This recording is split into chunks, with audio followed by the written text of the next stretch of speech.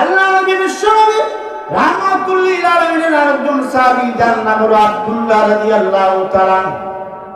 এই আব্দুল্লাহ রাদিয়াল্লাহু তাআলা বিশ্বনবী রাহমাতুল লিল আলামিনের দরবারে গিয়েছেন। গিয়ে তখন ডাক দিয়ে বলেন, ইয়া রাসূলুল্লাহ, ইয়া হাবিবাল্লাহ, ওগো নবীজি, আমি ইসলাম ধর্ম গ্রহণ করতে চাই। সুবহানাল্লাহ নাই? আরো জোরে বলেন না সুবহানাল্লাহ। ইয়া রাসূলুল্লাহ, ইয়া হাবিবাল্লাহ, ওগো নবীজি, আমি ইসলাম ধর্ম গ্রহণ করতে চাই। আল্লাহ নবী বিশ্বনবী রাহমাতুল লিল আলামিন আব্দুল্লাহ রাদিয়াল্লাহু তাআলাকে মুসলমান বানাইলেন। আব্দুল্লাহর নাম ছিল আব্দুল উজ্জা, নাম রেখে দিলেন আব্দুল্লাহ। আব্দুল্লাহ রাদিয়াল্লাহু তাআলা যে মুহূর্তের মধ্যে বাড়িতে গেলেন, বাড়িতে যাওয়ার পরে এবার তখন উনার চাচা তখন ডাক দিয়া বলল, আব্দুল উজ্জা, শুনেছি তুই নাকি মুহাম্মদের দিন গ্রহণ করেছিস। ও আব্দুল উজ্জা, তুই ইসলাম ধর্ম ছেড়ে দে, তুই ইসলাম ধর্ম ছেড়ে দে, না হয় আমি তোকে মারব। আব্দুল্লাহ রাদিয়াল্লাহু তাআলা ডাক দিয়ে বলেন, চাচা, আপনি আমাকে মারতে পারেন, মারতে পারতে আমার জীবন যদি শেষ হয়ে যায়, এরপরে আমি মুহাম্মদের ধর্ম আমি পরিত্যাগ করব না, মুহাম্মদের দরবারে আমি যাবই যাব। আরো জোরে বলেন না।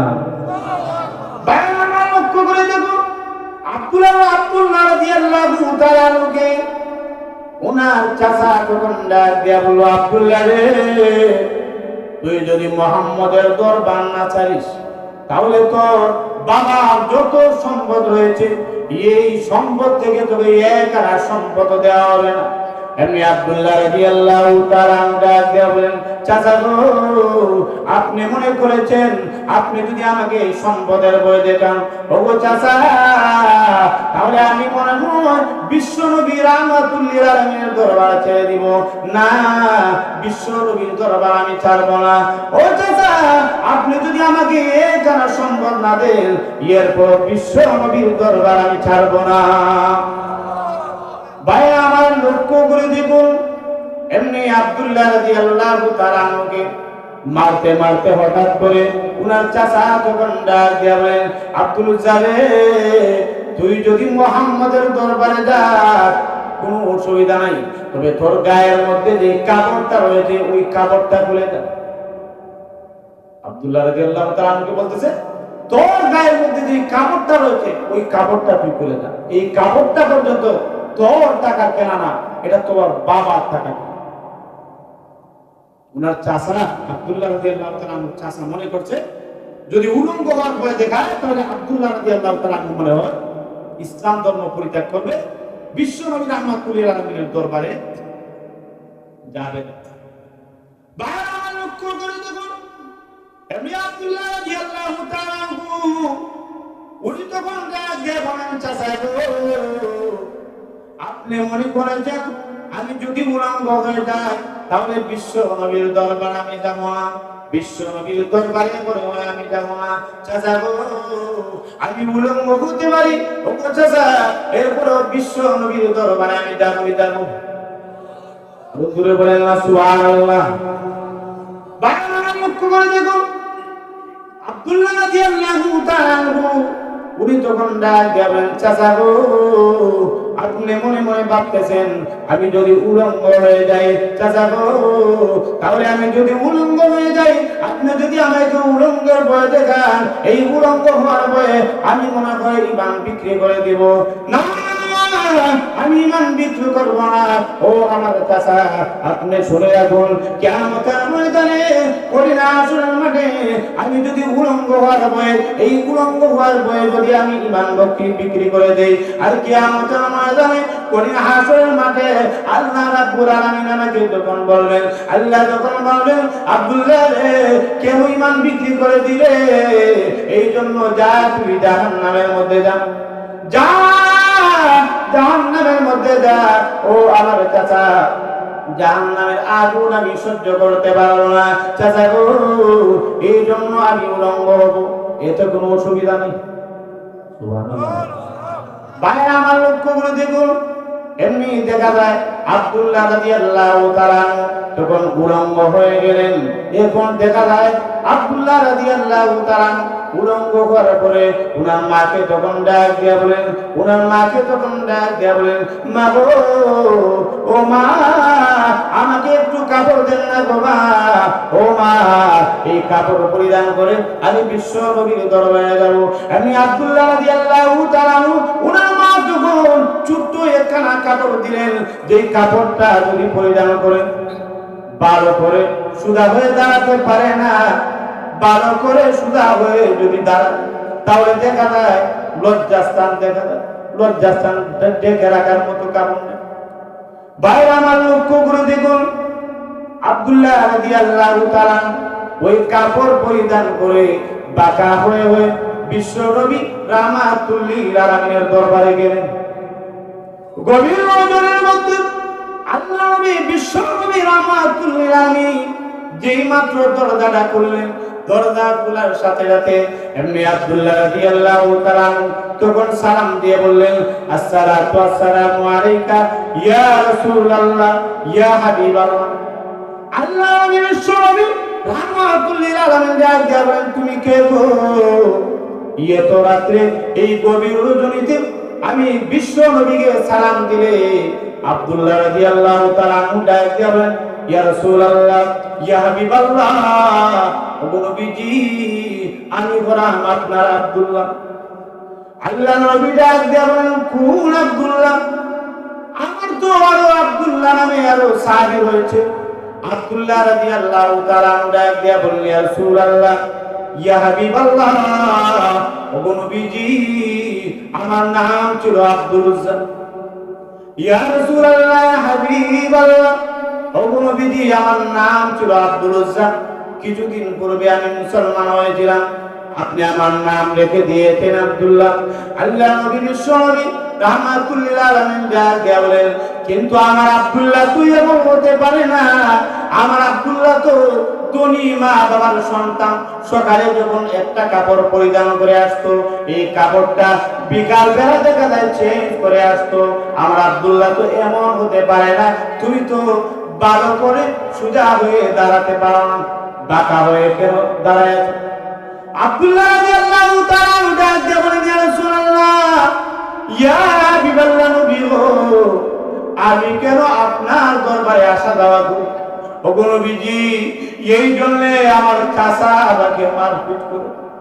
ইয়া রাসূলুল্লাহ ইয়া হাবিবাল্লাহ, ওগো নবীজি, আমার চাচা বলেছে আমি যদি আপনার দরবারে আসা যাওয়া করি তাহলে আবার চাচা আমার আব্বার সম্পদ থেকে কারা সম্পদ দিবেন। আমি ডাক দিয়া বললাম, চাচা গো, ওগো চাচা, কারা সম্পদের কোনো প্রয়োজন নাই, আমাকে একটা বারের জন্য বিশ্ব নবীর চেহারা মুবারক আমাকে দেখার জন্য দাও। ইয়া রাসূলুল্লাহ ইয়া হাবিবাল্লাহ, নবী গো, এবার আমার চাচা আপনার থেকে আমাকে বিচ্ছিন্ন করার জন্য আমার চাচা যখন ডাক দিয়া বলো, আব্দুল উজ্জা রে, তুই মুহাম্মদের দরবারে যাবে, অসুবিধা নাই, তবে তোর গায়ের মধ্যে যে কাপড়টা রয়েছে ওই কাপড়টা তোর আব্বার টাকায় কিনা, ওই কাপড়টা তুই খুলে যা। ইয়া রাসূলুল্লাহ ইয়া হাবিবাল্লাহ, আমার চাচা মনে করেছে আমি যদি উলঙ্গ হয়ে যাই তাহলে লজ্জার ভয়ে আমি আপনার সামনে আসবো। আমি আমার চাচাকে তখন পরিষ্কার ভাবে জানাই দিলাম, চাচা গো, ও চাচা, আপনি মনে মনে ভাবতেছেন আমি যদি উলঙ্গ হয়ে যাই তাহলে এই লজ্জার ভয়ে মনে হয় বিশ্ব নবীর দরবার পরিত্যাগ করব। কিন্তু চাচা, আপনি শুনে রাখুন, কিয়ামতের ময়দানে কঠিন হাসরের মাঠে এই উলঙ্গ হওয়ার ভয়ে যদি আমি ঈমান বিক্রি করে দেই, আর আল্লাহ রাব্বুল আলামিন যদি বলেন, আব্দুল্লাহ রে, কেন ঈমান বিক্রি করে দিলে? এই জন্য তুই জাহান্নামের মধ্যে যা। ওগো নবীজি, এই জাহান্নামের ভয়ে আমি উলঙ্গ হতেও দ্বিধাবোধ করি নাই। ইয়া রাসূলুল্লাহ ইয়া হাবিবাল্লাহ, এরপরে আমি আমার মাকে যখন ডাক দিয়া বললাম, মা গো, আমাকে একটু কাপড় দাও, এই কাপড় পরিধান করে আমি বিশ্ব নবীর দরবারের মধ্যে যাব। ইয়া রাসূলুল্লাহ ইয়া হাবিবাল্লাহ, ওগো নবীজি, আমার মা ছোট্ট একখানা কাপড় আমাকে দিল, আমি যদি সোজা হয়ে দাঁড়াই তবে লজ্জাস্থান দেখা যায়। ইয়া রাসূলুল্লাহ, ইয়া হাবিবাল্লাহ, ওগো নবীজি, এই জন্য আমি এই কাপড় দিয়ে কোনো মতে লজ্জাস্থান ঢেকে ঢেকে আপনার দরবারের মধ্যে আসছি। ইয়া রাসূলুল্লাহ, ইয়া হাবিবাল্লাহ, কোন সময় আপনি দরজা খুলবেন আর দরজা খোলার পরে কোন সময় আপনার নুরানি চেহারা মোবারক দেখবো, এই জন্য আমি বসে আছি। বাইরে লক্ষ্য করে দেখুন, আল্লাহ নবী, বিশ্ব নবী রাহমাতুল লিল আলামিন এবার আব্দুল্লাহ রাদিয়াল্লাহু তাআলা আনহুকে ডাক দিয়া বললেন, আব্দুল্লাহ রে, আমি বিশ্ব নবী রাহমাতুল লিল আলামিনের মহব্বতে ভালোবাসায় তুমি এতটুকু কুরবান করে দাও। আব্দুল্লাহ রে, আয় তুই ঘরের মধ্যে আয়। আব্দুল্লাহ রাদিয়াল্লাহু তাআলা আনহুকে বুকের মধ্যে জড়াইয়া এবার আল্লাহর নবী তখন ডাক দিয়া বললেন, আব্দুল্লাহ রে, এই নে, আমি বিশ্ব নবীর পক্ষ থেকে তোকে আমি দুইটা জামা উপহার দিলাম। বিশ্ব নবী রাহমাতুল লিল আলামিনের পক্ষ থেকে আব্দুল্লাহকে কয়টা জামা দিলেন? এটা কি যেমন তেমন জামা না, যেমন তেমন জামা নয়, এটা হলো স্বয়ং জান্নাতি জামা। বলেন না সুবহানাল্লাহ। বিশ্ব নবীর জামা পরিধান করার সৌভাগ্য কোন সাহাবায়ে কেরামের মধ্যে, সকল সাহাবায়ে কেরাম সৌভাগ্য অর্জন করেন নাই। কিছু কিছু সাহাবায়ে কেরাম বিশ্ব নবী রাহমাতুল লিল আলামিনের এই জান্নাতি জামা পরিধান করার সৌভাগ্য অর্জন করেছেন। বলেন না সুবহানাল্লাহ। লক্ষ্য করে দেখুন, এবার আব্দুল্লাহ রাদিয়াল্লাহু তাআলা আনহুকে বিশ্ব নবী তখন ডাক দেন, আব্দুল্লাহ রে, এবার বল তোর কি কোনো আকাঙ্ক্ষা আছে কিনা? আব্দুল্লাহ রাদিয়াল্লাহু তাআলা আনহু ডাক দিয়া বলেন, ইয়া রাসূলুল্লাহ, ইয়া হাবিবাল্লাহ, ওগো নবীজি, আমার দুনিয়ার কোনো আকাঙ্ক্ষা নেই। ইয়া রাসূলুল্লাহ, ইয়া হাবিবাল্লাহ, ওগো নবীজি, তবে আপনি আল্লাহর কাছে আমার জন্য দোয়া করবেন, আমি যেন শহীদ হতে পারি। আরো জোরে বলেন না।